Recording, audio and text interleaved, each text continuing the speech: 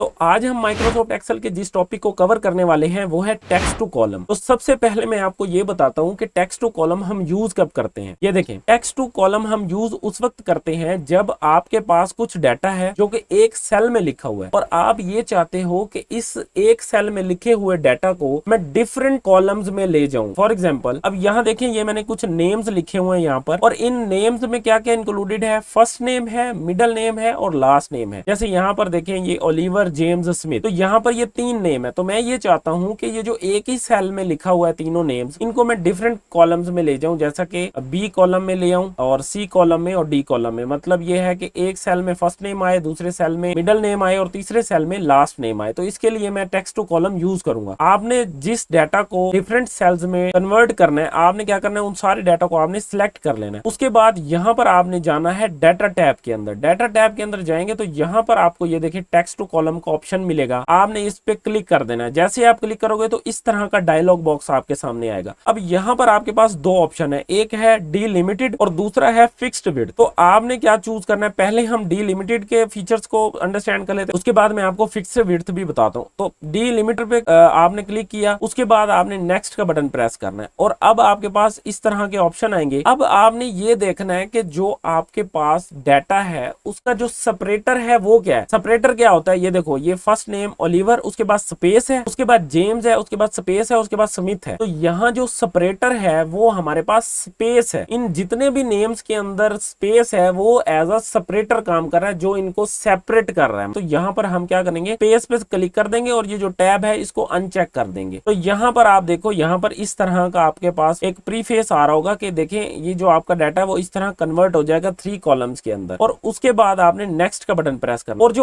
और इसके अलावा जो अंडरस्टैंड करने वाली बात है वो है डेस्टिनेशन। वो ये आपसे पूछना चाह रहा है डेस्टिनेशन के अंदर कि अगर आप इस डाटा को सेपरेट करोगे अलग अलग कॉलम्स में तो वो कहां से स्टार्ट लेगा। जैसे अब यहाँ पर उसने A5 लिया हुआ है और A5 हमारा ये वाला कॉलम है, कि मतलब जहां पर डाटा आपका अवेलेबल है वहीं से स्टार्ट कर देगा। तो अभी मैं इसको यहीं पर रहने देता हूं और उसके बाद मैं यहाँ पर फिनिश का बटन प्रेस कर। अब आप यहाँ देखो हुआ क्या, ये देखो, अब जहां पर डाटा यहाँ पर अवेलेबल था तो यहाँ से उसने क्या किया कि नेक्स्ट जो मिडल नेम और लास्ट नेम थे वो उन दोनों को उसने उठा के अलग अलग कॉलम में डिवाइड कर दिया। तो वहीं से स्टार्ट हुआ जहां पर डाटा अवेलेबल था। और उसके बाद अब मैं यहाँ पर कंट्रोल जी से इसको अंडू करता हूं और दोबारा हम इसके ऊपर टेक्स्ट टू कॉलम लगाते हैं। किस तरह से हम लगाएंगे, इसको नेक्स्ट करते हैं, फिर दोबारा नेक्स्ट करेंगे और अब हम यहाँ पर क्या करते हैं, इसकी जो लोकेशन है, डेस्टिनेशन है, वो चेंज कर देते हैं। यहाँ पर इसको जो रिमूव कर देता हूँ और यहाँ पर आप यहाँ पे इसको क्लिक करके कहीं भी शीट में आप इसको लिखना चाहते हैं तो आप लिख सकते हो। फॉर एग्जाम्पल मैं यहाँ लिखना चाहता हूँ तो मैंने यहाँ का इसको रेफरेंस दे दिया और उसके बाद मैं एंटर प्रेस कर देता हूँ। एंटर प्रेस किया और उसके बाद यहाँ पर आपने फिनिश कर देना। तो जैसे फिनिश किया तो यहाँ देखें कि वो जो डाटा है वो वहीं पर है, लेकिन आपने जहां का रेफरेंस दिया था कि मुझे डाटा यहाँ पर चाहिए तो वहां पर उसने उसके तीनों नेम दे दिए हैं, फर्स्ट नेम, मिडिल नेम और लास्ट नेम। इसके अलावा मैं यहाँ पर दोबारा कंट्रोल जी कर देता हूँ। अब हम चलते हैं अपनी नेक्स्ट सिचुएशन की तरफ, जहां पर जो सेपरेटर है वो है M%। यहाँ पर आप देखें जितने भी नेम्स हैं उसके अंदर जो सेपरेटर है वो M% आ रहा है। ठीक है, यहाँ पर देखें हर नेम के अंदर जो सेपरेटर है वो M% है। तो अगर हमें इस तरह की सिचुएशन हमारे सामने आ जाए तो तब हम इसको किस तरह से सेपरेट करेंगे। तो यहाँ पर आपने सारे डाटा को सिलेक्ट कर लेना है। उसके बाद आपने वही देखें, आप